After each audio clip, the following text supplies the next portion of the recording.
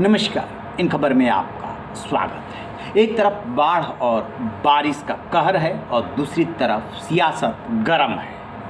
विपक्ष बैठक होने जा रही है 18 जुलाई को बेंगलुरु में। 15 दल 23 जून को पटना में जुटे थे और अब संख्या बढ़ा करके 24 करने की कोशिश हो रही है। उससे एक दिन पहले खबर है कि कांग्रेस के पूर्व अध्यक्ष सोनिया गांधी दावत देंगी। अभी मामला अटका हुआ है आप और कांग्रेस पर, क्योंकि कांग्रेस ने अध्यादेश को लेकर के पत्ते नहीं खोले हैं और आम आदमी पार्टी के संयोजक अरविंद केजरीवाल कह रहे हैं कि जब तक कांग्रेस अपना स्टैंड क्लियर नहीं करेगी वो बेंगलुरु के अधिवेशन में शामिल नहीं होंगे। यानी कि दोनों खिलाड़ी अपने अपने पैंतरे पर डटे हुए हैं। कौन झुकेगा और आगे बढ़ाएगा विपक्षी मुहिम को, इस पे हमारी नज़र आएगी। लेकिन दूसरी तरफ से बड़ी खबर आ रही है कि अब एनडीए की बैठक होने जा रही है 18 जुलाई को, यानी कि यूपीए और एनडीए दोनों की बैठक एक ही दिन होने जा रही है।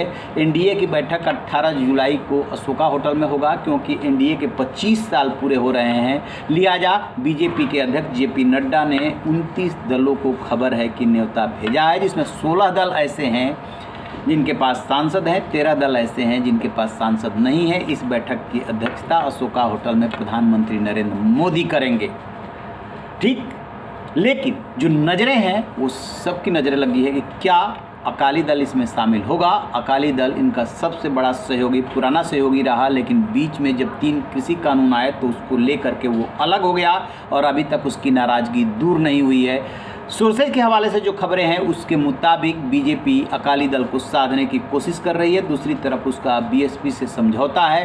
क्या अकाली दल को बीजेपी के साथ आने में फ़ायदा होगा? यदि फ़ायदा होगा तो राजनीति नफ़ा नुकसान के हिसाब से चलती है। इसके अलावा जो चिराग पासवान हैं, लोक जनशक्ति पार्टी राम विलास के प्रमुख, उनको भी इस मीटिंग में बुलाया गया है। अभी तक वो एनडीए के औपचारिक तौर पे पार्ट नहीं थे और औपचारिक तौर पे जो भी बिहार में उपचुनाव हो रहे थे उसमें वो बीजेपी की तरफ से बीजेपी के साथ शिरकत कर रहे थे।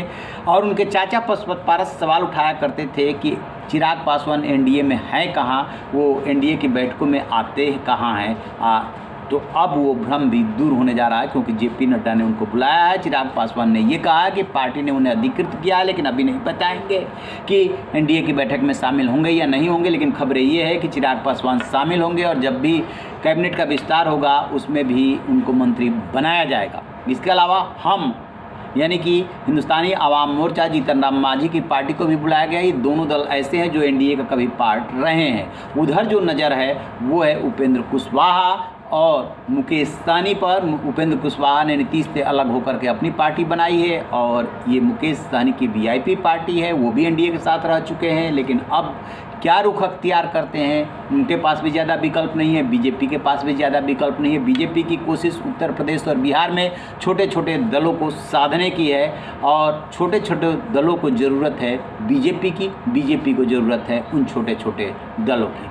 यदि बात उत्तर प्रदेश की करें तो खबर आ रही है कि दारा सिंह चौहान जो स्वामी प्रसाद मौर्य और धर्म सिंह सैनी के साथ बीजेपी छोड़ करके चले गए थे, वो योगी सरकार में मंत्री हुआ करते थे। 2022 के विधानसभा चुनाव से पहले छोड़ के समाजवादी पार्टी के साइकिल की सवारी उन्होंने कर ली थी।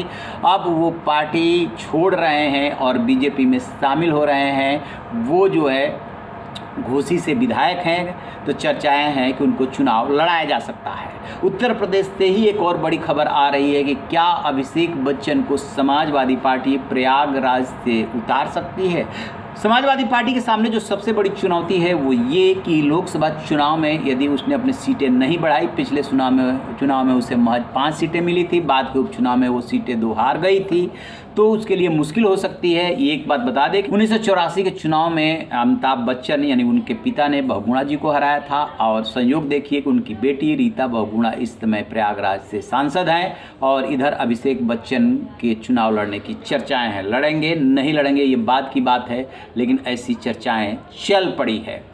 उत्तर प्रदेश का जो सबसे चर्चित चेहरा है विपक्ष में कह लीजिए या ना इधर है ना उधर हैं, एनडीए के साथ गलबैयाँ करने की तैयारी कर रहे हैं, वो हैं ओपी राजभर सुभाषपा वाले।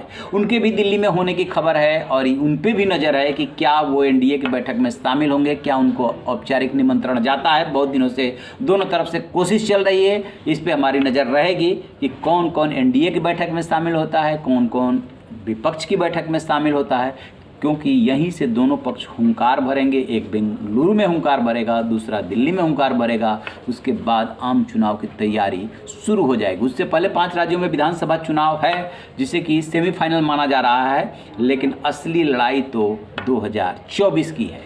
रही न बेखबर, देखते रहिए इन खबर। Thank you.